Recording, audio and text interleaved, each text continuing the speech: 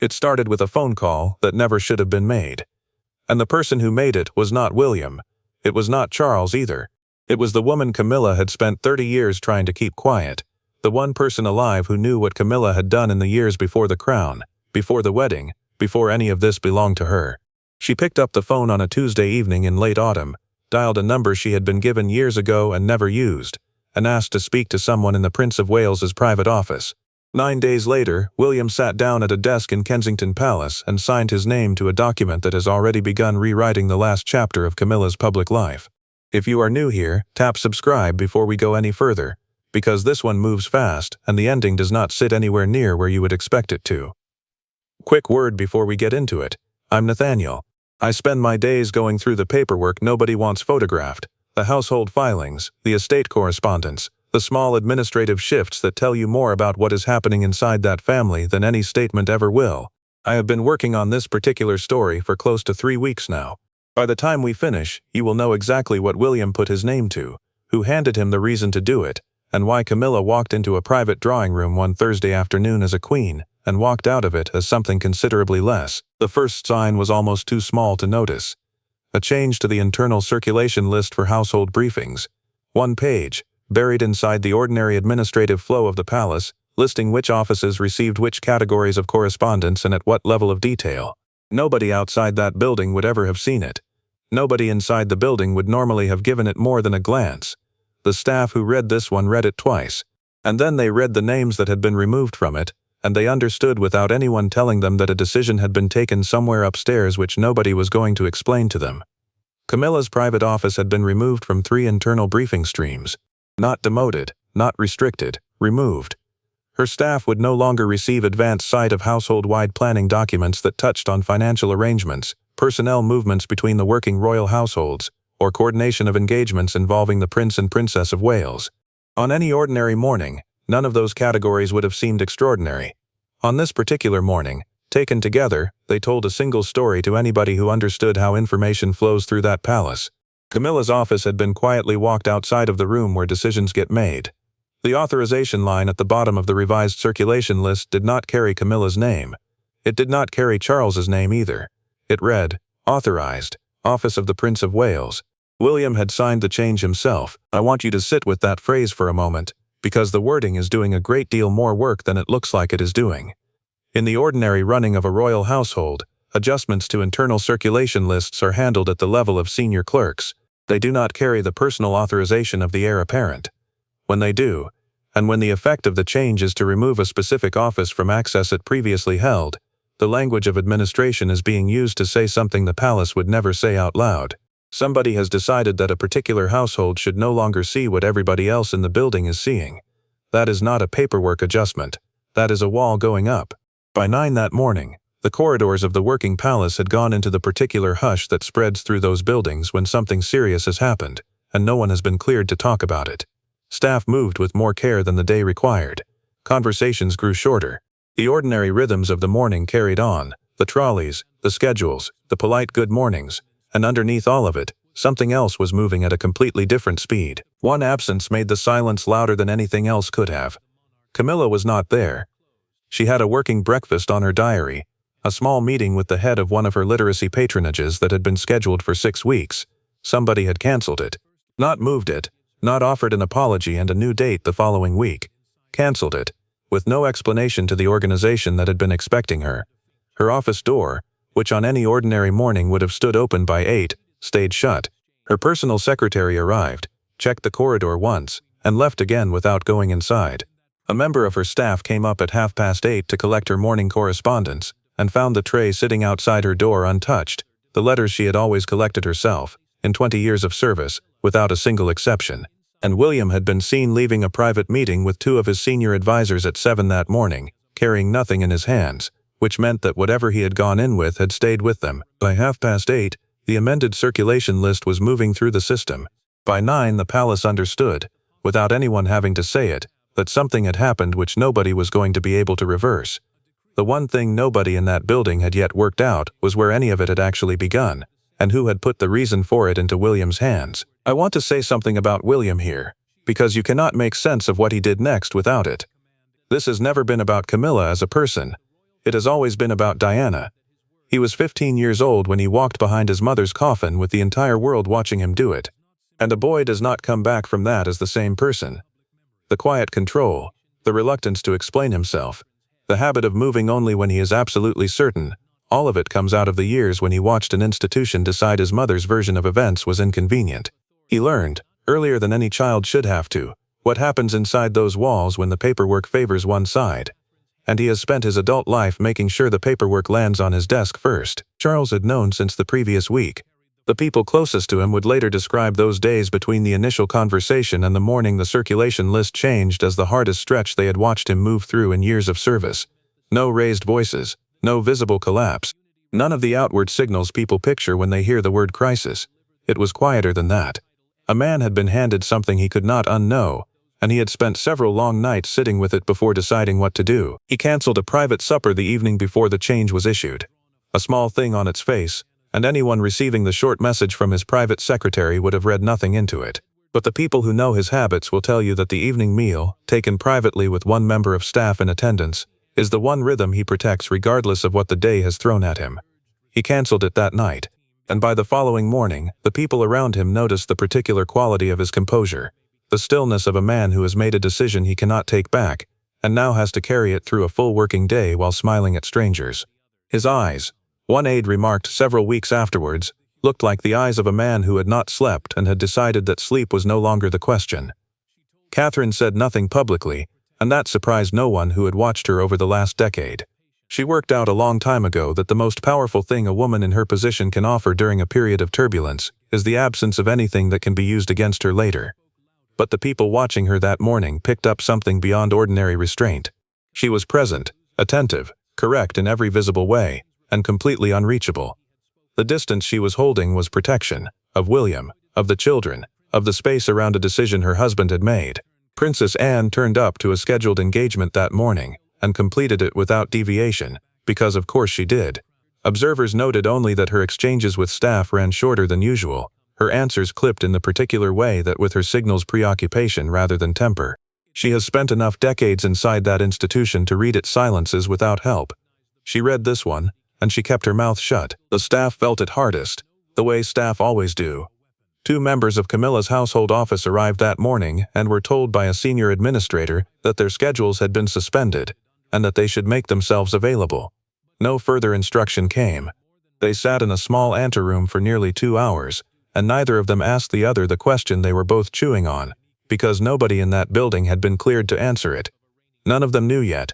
Not Charles with his sleepless composure, not Catherine holding her careful distance, not Anne with her clipped answers, not the 2 staff members sitting in an anteroom with no schedule and no explanation. The sequence had not started inside the palace at all. It had started 9 days earlier, with a phone call that traveled through a channel nobody in the palace communications office ever monitors, from a woman whose name has not appeared in the papers in more than 20 years. 9 days before that circulation list went out, a call came in through a switchboard operator working the evening shift at Kensington Palace. The caller identified herself, gave a reference that meant nothing to the operator, and asked to be connected to a named member of William's private office. The operator, following protocol, took the details, put the caller on hold, and passed the request upstairs. The name she had given was one that had once mattered a great deal inside that family, and had been carefully removed from active memory over the course of 30 years.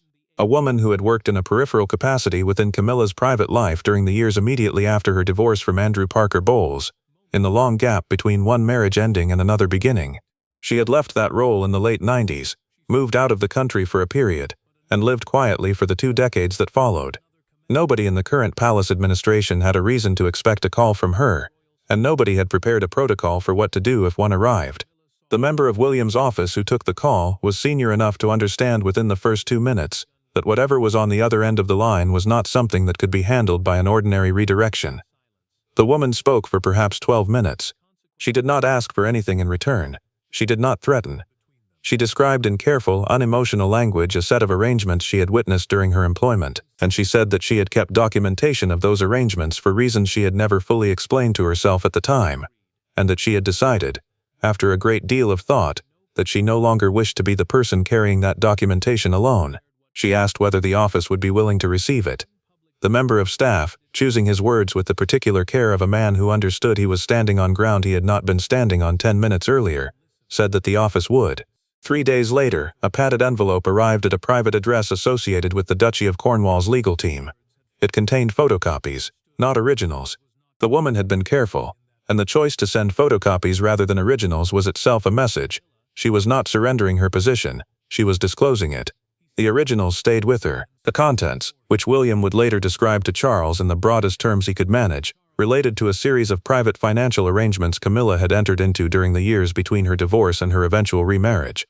Arrangements that, on their surface, were not illegal. Nobody was going to a courtroom over paperwork from the mid-90s. But the arrangements, taken together, told a story about the use of proximity, about knowledge Camilla had acquired through her private closeness to royal circles during a period when she held no title, no protection, and no official standing of any kind. Knowledge she appeared, on the paperwork, to have deployed as leverage inside negotiations that looked entirely private on their surface. And the dates matter here, because the dates are what turns paperwork into a story. Camilla and Andrew Parker Bowles announced the end of their marriage in early 1995. The divorce went through in early 1996. She married Charles in April 2005. That decade in between is the period the documentation covers, the years when nobody was watching her, when she had no title, no household, no institutional shield of any kind. And it turns out that during that decade, someone had been watching after all. Someone had kept the papers, and that someone had decided, 30 years later, that she was finished carrying them by herself. Last week I covered the story of the shift in William's authority inside the working royal household, and the reasons the Duchy's legal team gave when they went looking.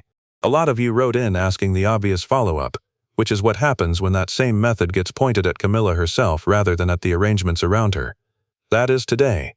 And the answer begins with what William did the moment those photocopies arrived on his desk. He did not go to Charles first. That is the detail that tells you the shape of what was coming. In an ordinary sequence, information of that weight touching a member of the family at Camilla's level would move up the chain to the sovereign before any operational decisions were made. William did not move it up the chain. He held it. For 4 days he held it, while his legal team went through the documentation line by line and produced an assessment of what it meant, what it did not mean, and what could be done inside the institution's own structures without reference to any external authority. Only when that assessment was complete did he ask to see his father. The meeting took place at Clarence's house on a Sunday evening. No one else was in the room. William brought the documentation with him. He did not leave it behind when he left. Charles asked him one question at the end of that conversation, according to a member of staff who was standing outside the door and heard the tail end of the exchange as the door opened. He asked William what he intended to do. William answered him in a single sentence, and then he left. The staff member has not repeated the sentence to anyone, and neither has Charles, and I am not going to speculate about it here. What I can tell you is what happened over the following 5 days, because those 5 days are documented in the paperwork, and the paperwork is what this story turns on. On the Monday, William met with the head of his own legal team and the senior counsel retained by the Duchy of Cornwall. On the Tuesday, an approach was made through discreet channels to the keeper of the Privy Purse, and I should tell you who that is because most people have never heard the title. The keeper of the Privy Purse runs the money. He holds overall responsibility for the sovereign's financial affairs, signs off the household accounts, and every June his office publishes the Sovereign Grant Annual Report which tells the country how much public funding this family has used, and on what. The grant for 2025 to 2026 sits at £132.1 million. The man William's office approached was no clerk. He was the most senior financial official in the building. On the Wednesday, that man received a memorandum. It requested, in the careful language institutions use when they want something to look routine, a comprehensive review of expenditure associated with the Queen's household office over the preceding 3 years. The keeper of the Privy Purse had held his role long enough to know that a request of that nature arriving through that channel, with no prior discussion and no explanation, was not routine administration. Nobody had given him an agenda for the meeting that followed. He turned up, read the memorandum, and asked 2 questions. The first covered the scope of the review. The second covered who else had been told. The answer to the second one told him everything the memorandum had left out. William had been included, not notified afterwards, not briefed as a courtesy to the heir. He had been in the conversation that produced the memorandum, his office copied on the instructions, his name sitting in the authorization chain as a participant in directing the process rather than an observer of it. In 20 years of royal financial administration, that man could recall no precedent for the Prince of Wales occupying that position in a matter touching the Queen's household. And if you want to understand why William had the standing to sit in that chair, look at 2022. Elizabeth died on the 8th of September that year. William became Duke of Cornwall the same day, and the Duchy of Cornwall, the estate that has funded the heir for close to 700 years, passed directly to him. That transfer is real and documented, and it is the reason the Prince of Wales is not a man waiting politely in a corridor for his turn. He runs one of the largest private estates in the country, with his own legal team, his own financial office, and his own view about what this family can afford to be caught doing. The legal side was handled with the same care. Senior counsel was brought in to advise rather than to investigate, and the difference between those two words is enormous. An investigation implies a conclusion waiting at the end of it. Advice implies a wish to understand the edges of what the institution is permitted to do inside its own structures. The advice came back precise. Everything described to counsel fell inside the sovereign's absolute discretion over the management of royal household finances. No external body needed involving. No public process was required. The institution could handle the entire matter within itself. Within. That was the word the lawyers used. And that was the word that mattered. Within is where this family has buried every difficult thing it has ever had to bury, and William knows it better than anyone alive. He grew up inside within. He watched his mother try to speak from inside it and get nowhere. He watched the household close ranks around a version of events that suited the building, and he came out of that childhood with one conviction that has never moved since. If the machinery is going to protect somebody, he decides who. The Thursday morning that the circulation list changed was the operational beginning of what the paperwork had already made inevitable, and by Thursday afternoon, Charles had asked to see Camilla in a small sitting room on the upper floor of the private residence, and the conversation that took place in that room ran for slightly under an hour. He did not summon her through the usual channels. No message through a private secretary, no entry added to the official diary, no notation of the kind that turns a private conversation into a record somebody can request 3 years later. He sent word through one member of staff who was given nothing to write down. She came within the hour. He had chosen the smaller sitting room deliberately. 2 people and a folder on the low table between them that Charles had put there before she arrived and had not touched since. Camilla looked at the folder before she looked at him. He asked her one question, not an accusation delivered with the force of certainty, but a question shaped with the care of a man who had spent the last week working out exactly how to hold what he had been handed. He asked her to help him understand what the arrangements had been. The silence that followed ran long enough that its length turned into its own answer, and then Camilla spoke. She did not deny that the documentation existed. She did not challenge whether it was genuine. She went straight to reframing it. The arrangements had been mischaracterized, she said. The context had been lost somewhere along the way. The things on those pages that looked like leverage were, in her telling, private negotiations between people untangling a complicated shared life, and the knowledge she had used was no more privileged than anything 2 people acquire by moving through the same rooms for 20 years. Charles listened. He did not interrupt her once, and when she finished, he did not respond to a single word of what she had said. He asked her about the woman who had made the phone call instead. Specifically, he asked whether she understood why that particular woman, after nearly 3 decades of silence, had chosen to pick up the phone now. That question settled into the room and sat there. And Camilla, a woman who has spent decades learning to work the exact ground between what gets said and what gets meant inside this family, gave the one answer that told Charles everything the documentation itself had left open.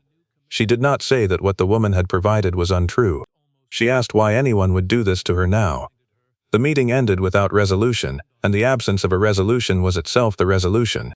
Inside a household where private conversations between senior family members are rarely allowed to stop without some agreed framework, some understanding of next steps, the missing framework was a decision on its own. Charles did not tell her what he intended to do. He offered her no reassurance. And when she left the room, he did not pick the folder up off the table, which meant that as she walked out, those pages stayed exactly where he had put them, waiting. The changes that followed started quietly. The way the serious changes inside a royal household always start. No announcements, no statements through official channels, no briefings handed to the press. Small alterations to the ordinary texture of daily life inside the palace, the kind that mean nothing without context and everything to the people who have spent years learning to read that institution through its details. Camilla's engagement diary went next. 4 appearances scheduled across the following 3 weeks, a hospital visit, a reception tied to one of her longest-standing patronages, a literacy event she had personally requested be added to her calendar the previous spring, and a ceremony where she had been expected to represent the crown, came off the calendar with no replacement dates. Her office sent the organization's short notes citing scheduling conflicts, and none of them received an alternative date. The staff who run her public calendar understood exactly what they were looking at. A scheduling conflict that produces no rescheduling is not a scheduling conflict. Somebody has removed her. 3 members of her household office were reassigned. The palace handled it with the efficiency it saves for personnel changes it would rather nobody examine too closely. No formal announcement, no acknowledgement in any internal communication that might create a paper trail. Their desks were cleared over one weekend, and their building access changed the following Monday morning. Colleagues asked and were given one answer, that the individuals had moved to support roles in other departments, a description vague enough to confirm nothing and deny nothing. The official website changed its language around her patronages inside the same week, and the edits were subtle enough that most readers would scroll straight past them. The phrases positioning her as a current working presence inside each organization were softened into language about her historical association. Present tense swapped for past, ongoing swapped for long-standing. That is the kind of edit a communications team makes when somebody tells them to create distance and does not tell them why. Then came the letter from the keeper of the privy purse. He addressed it to the relevant financial institutions in the formal register of Royal Administrative Correspondence, a register built to communicate authority while volunteering nothing at all. It placed an administrative hold on the accounts tied to Camilla's household operations. Not a freeze in any legal sense, a hold. The distinction existed on paper and nowhere else, because the effect was identical. The accounts through which her office paid for staffing, travel, and the daily requirements of a working royal household could no longer be touched without additional authorization. And only one office could give that authorization. William's office. Think about what that means on a practical level, because it is easy to hear the word hold and picture something abstract. A queen's office does not run on goodwill. It runs on a functioning account that pays the person who answers her letters, the driver who takes her to a hospital opening, the team that builds her schedule 6 months ahead. Cut the authorization and none of that stops overnight. It starts requiring permission. Every request now goes to a desk belonging to her stepson. She had woken up that Thursday as the queen, and by the following Monday she could not authorize her own travel without a younger man in another building agreeing that she should have it. A member of her personal staff arrived that Monday morning and found the correspondence tray outside her private rooms untouched for the 3rd day running. The letters sat where somebody had left them the evening before. She had always collected them herself, whatever else the morning held. One meeting still had to happen, and unlike everything that had come before it, nobody arranged this one through intermediaries or managed it through the buffer of institutional protocol. William asked to see her directly. She did not refuse. She was already in the room when he arrived. Whether she had planned that, or whether it had come out of arriving early, none of the people standing in the corridor outside could say for certain. They could all agree on one detail. William walked in, and she did not stand. She stayed in the chair she had chosen, not the one nearest the door, but the one beside the window, with the afternoon light behind her and the full length of the room between herself and wherever he was going to sit. A small arrangement, the kind that says nothing out loud and everything to anybody paying attention. William sat. He put nothing on the table between them. No documents, no files, none of the visible product of the weeks of work behind this moment. Leaving it outside was a statement of its own. Whatever he had come to say did not need paper holding it up. He spoke first. He told her he had not asked for this meeting to go over the documentation or to deliver any further consequence, or to continue an argument neither of them had formally started. He had asked to see her because there was something he needed her to understand that no memorandum and no financial review could carry. And then he told her about the silence he remembered from his childhood. Not the silence of the arguments, he had been too young for most of that to register as conflict at the time. The one he remembered was the other silence, the particular quiet of a woman who had learned over years that the institution around her would not carry her voice no matter what she put into it. Diana had worked out that the protection she had been promised came with conditions nobody ever wrote down, and she had carried that on her own, because there was nowhere inside that world to put it down without paying for it. He was not equating the two situations, he said that part clearly, and Camilla, who had been watching him with an expression that gave away almost nothing, gave away something at that. A slight shift in the set of her shoulders, the particular adjustment of a person who has prepared for one conversation and understood, a beat too late, that she is sitting inside a different one. He said only that he had watched what silence protected inside that institution, and what it cost the people it was meant to protect, and that at some point he could not name, he had decided he was no longer willing to extend that silence any further on the grounds that extending it was easier. Camilla did not answer straight away. She spoke a moment later, and she said something that none of the people outside that room will ever hear repeated, because William has not repeated it and neither has she. Whatever passed between them after that stayed in there completely. The thing that came out of that room was different from the thing that had gone into it. Neither of them called it a resolution, and neither of them mistook it for warmth. A mutual acknowledgement of what had always been true between the two of them, finally said out loud into a space that could hold it without requiring anybody to do anything further about it. The door opened 20 minutes after it had closed. William left first. Camilla stayed sitting by the window a while longer. Outside, the palace was carrying on with its afternoon in the ordinary way. And somewhere past those walls, the story had already started moving toward people who had not heard a word of it yet.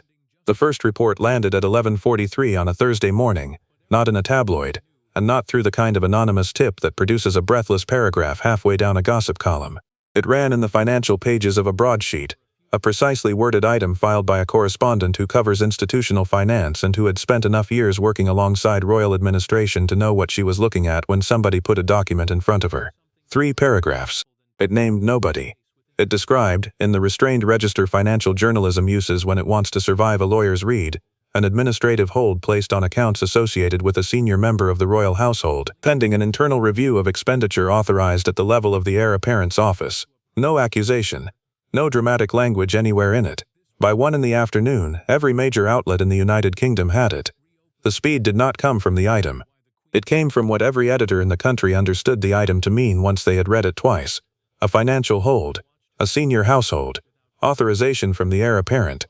The gaps between those phrases were not gaps. They were the story. And it needed no further source material to become the only thing British media wanted to talk about that week. Constitutional experts were on the phone within the hour, and their answers split along a line that had less to do with the facts than with what each of them believed the facts signified.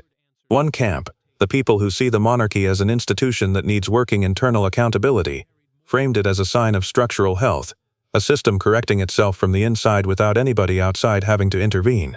The other camp was considerably less comforted. Scholars of constitutional history pointed out that a financial suspension of this kind, authorized at the level of the heir apparent rather than the sovereign, has no obvious parallel in the modern history of the household. Whatever it said about the institution's health, it said something louder about where the authority inside that building now sits. The palace released one sentence through its communications office at 3 in the afternoon. The household does not comment on private financial matters. One sentence, in a situation that had already generated several hundred media inquiries. The brevity said what a longer statement could not. Nothing was being offered because nothing that could be offered would improve the position. That silence was the last piece of control available to an institution that had already lost control of the story. By evening, the question had stopped being what happened. The question had become what a single public appearance already on the calendar for 4 days later was now going to look like, and what it was going to tell the world that no statement ever would. The service had been booked for months. A national commemoration at one of the older churches in the city. The kind of occasion sitting at the intersection of the religious and the civic, where the presence of the royal family is not merely customary but constitutionally weighted. Nobody can cancel it without producing a statement, and nobody can attend without producing photographs. Whatever had happened inside those palace walls over the preceding weeks, this engagement was going ahead. And anybody who has watched this family for any length of time knows what an uncancelable engagement turns into, when the people walking into it are carrying what these people were carrying. Every detail becomes language. The cars arrived in separate sequences. The photographers noted that first, because the logistics of royal arrivals at occasions of this weight are never accidental, somebody decides who travels with whom in which vehicle, arriving in what order, and a protocol office has been managing the semiotics of royal movement for generations. The separation was small, and on its own it produced no obvious image, but the people who have covered this family long enough recognized a deviation on sight. Inside the church, the seating did the rest. Charles and Camilla sat in the same row, because protocol required it. But the distance between them, a space that would normally close by itself as the row filled, stayed open. Nobody filled it. Whether that came out of the seating plan or out of some quieter negotiation in the minutes before the service, the result was identical. A visible space, recorded in every photograph from the press gallery, visible in the pool camera footage, and by the following morning on the front page of 5 national newspapers, with no caption required. William sat with Catherine several rows forward and did not look back once during the service. He kept his attention on the altar with the stillness of a man who has decided that the most powerful thing available to him in a room like that is to be present, composed, and unreachable by whatever is gathering behind him. Catherine sat beside him, wearing the expression she has perfected across years of public life, attentive, warm at the right moments, revealing nothing she had not chosen in advance to reveal. The image that traveled furthest was not a confrontation. Nobody confronted anybody. It was a photograph taken during the final hymn, a wide shot capturing the whole royal seating area, the voices rising around them, the occasion performing its ceremonial function without a flaw in it. And in the center of that image, between two pairs of hands resting on order of service cards, sat the empty space in the pew. Neither pair of hands reached toward it, neither pulled away from it. It existed on either side of a gap that the camera recorded with complete neutrality, and that the public read with absolute clarity. 50 years of one of the most argued about relationships in this country, and it had come down to 18 inches of empty wood that nobody was willing to cross in front of a live camera. Camilla left before the formal recession finished. A smaller security detail than her position would normally require walked her to the car. That adjustment, the number of personnel assigned, the vehicle used, the exit route taken, is the sort of operational change the public never notices and everyone inside the institution understands within the hour. The household had recalculated her position, and it does not make that calculation twice. The car pulled away. The service carried on. And that photograph was already moving across every platform that carried it, saying all the things the palace's one careful sentence had declined to say. Nobody marked the change with any ceremony, which is entirely consistent with how this institution has always handled its serious internal shifts. No announcement, no acknowledgement. A gradual redistribution of small details that piles up over months into a new reality. The absence of a statement was policy, not oversight. The palace worked out centuries ago that the most durable changes are the ones nobody ever has to explain. Camilla moved to a country residence outside the immediate orbit of the working household. No official communication described the move as anything other than a personal arrangement. The distance it created, geographic and institutional and symbolic all at once, went unnamed. Somebody established it, and then everybody was left to understand it for themselves, which they did. Her patronages kept her name on their lists, and the organizations she had backed received no formal notification that anything had changed. But the invitations that used to arrive from the palace, coordinating her appearances at their events, started arriving less often. Then they stopped. The organizations adapted, the way organizations do, redirecting their correspondence and saying nothing in public that might oblige the palace to respond. Charles carried what he was carrying the way he has always carried the hardest things, visibly only to the people who know where to look. His public schedule ran without interruption. The engagements, the speeches, the ceremonial functions, all of it delivered with the consistency he has spent his entire life training himself to produce regardless of what is happening underneath. The people around him noticed one thing: the energy he has always brought into private conversation, that quality of curiosity about whoever is standing in front of him, thinned out in the months that followed. Not gone, thinned. The difference between a man who is fully present and a man who is present enough. William said nothing publicly about any of it, and he did not need to. The authority he now carries inside that institution is not the authority of a man who won an argument. It is the authority of a man who was tested against a costly decision and did not move. That kind of standing does not announce itself. It exists. The people around it adjust. And after enough time, the adjustment becomes the new normal. The woman who made the phone call was never publicly identified. Her name stayed inside the small circle of people who needed to know it, and it stayed there because everybody in that circle understood what had been made possible by her willingness to pick up a phone she had never used before. She went back to the quiet life she had built for herself. She had done the thing she had decided to do. I keep coming back to the shape of it.